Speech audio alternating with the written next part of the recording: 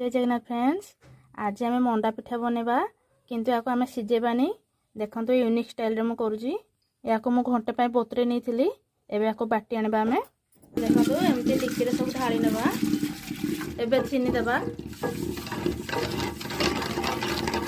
आवश्यक अनुसार दबा, आवश्यक अनुसार लुण देदेबा।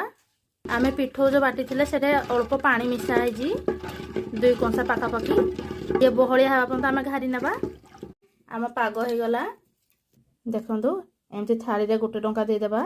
देखो आम नड़िया कोरा नहीं चीनी गुड़े दीजे ये अल्प किसी नहीं ये देदेबा।